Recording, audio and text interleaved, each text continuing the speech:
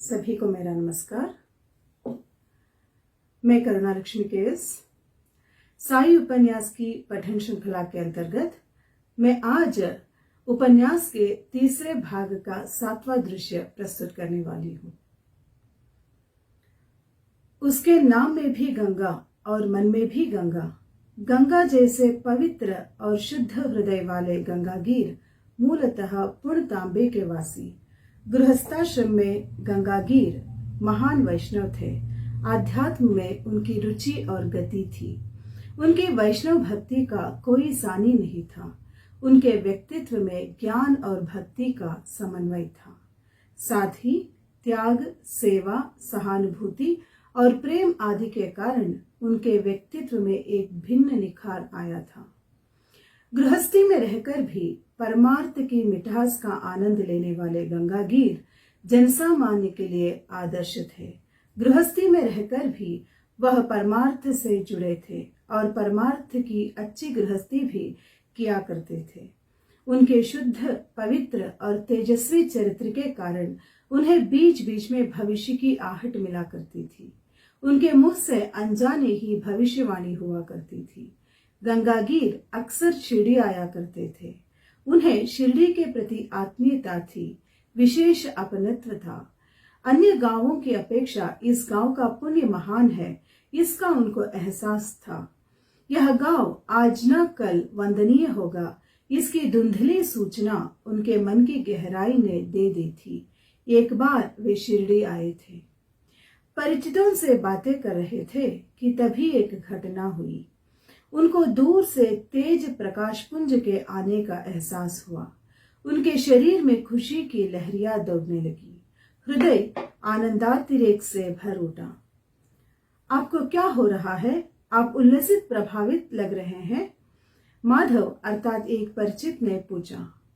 गंगागीर भाव विभोर हो गए थे। जी, क्या कहा? मुझे लगा आपको कुछ हो रहा है, माधव ने फिर कहा। आप बहुत ही उल्लसित लग रहे हैं। आपके चेहरे पर रौनक है, होंठों पर मुस्कान थिरक रही है। अचानक यह सब क्या हो रही है? आपको देखकर ही मुझे ही कितनी खुशी हो रही है। माधवराव उस तेजस्वी छवि की ओर देखते हुए वे बोले, मेरी ओर देखकर आपको खुशी हो रही है और जिनकी ओर मैं देख रहा हूँ वे स्वयं आनंद निधान हैं। उनके दूरस्थ दर्शनों के कारण ही मैं इतना प्रभावित और उत्साही बना हूँ। ऐसा लगता है मानो सूर्य अपनी तेज किरणें परावर्तित कर रहा है। कहाँ है वे? सामने देखो, कौन है ये सज्जन? कितने तेजस्वी! उनके अंग अंग से किरणें फूट रही है। मैंने आज तक ऐसा अलौकिक पुरुष नहीं देखा। वो देखो, वे यहीं आ रहे हैं, उन्होंने संकेत कर दिखाया। माधव ने उस ओर देखा। वह भी आनंदित हो उठा। साक्षात साई उस दिशा से आ रहे थे। साई के दोनों कंधों पर पानी से भरे मिट्टी के घड़े थे। कुएं से पानी खींचकर वे पौधों को सींच रहे थे। उनका पहलवानी पहनावा और बलशाली देह के कारण उनकी भव्याकृति आंखों में समा नहीं पा रही थी। माधवराव जी, आपने देखा? कौन है ये? गंगागीर बापू, ये साई है। यह पुरुष एक महान औलिया है। यह कोमल किंतु बलशाली युवक अलौकिक शक्ति संपन्न है। सच? पर वे पानी क्यों ला रहे हैं? अपनी नजर उन पर स्थिर करते हुए गंगागीर ने सवाल किया। उनके मन में कई सारी जिज्ञासाएं उठ रही थी। उन्होंने फूलों के पौधे लगाए हैं, इसलिए वे खुद पानी लाते हैं। तो क्या उनका कोई शिष्य नहीं है? बहुत से हैं। फिर? पर यह गुरु निराला है। वो खुद काम करता है, जमीन खोदता है, क्यारियां बनाता है, पौधे लगाता है, पानी सींचता है, खाद डालता है, सब करता है। माँ जैसे अपने बच्चे को पालती है ना, वैसे। धन्य है, धन्य। इतने में साई उनके करीब पहुंच गए। उनकी सूर्य दृष्टि गंगागीर पर पड़ी। गंगागीर उस तेज में नहा गए, अंतर्बाह्य भीग गए। दोनों पावन नजरें मिल गई। यह मेरा विष्णु, मेरा विठल, मैं आपको प्रणाम करता हूँ, अत्यंत विनम्रता से झुककर गंगागीर ने कहा और हाथ जोड़े। गंगागीर, तुम मेरे हो। इसके बाद तुम शिरडी आओगे तो केवल मेरे लिए, अन्य किसी काम के लिए नहीं। जी साईं, सुनो गंगागीर, चांद में भी दाग होता है, तुम मुझे चांद से लगते हो।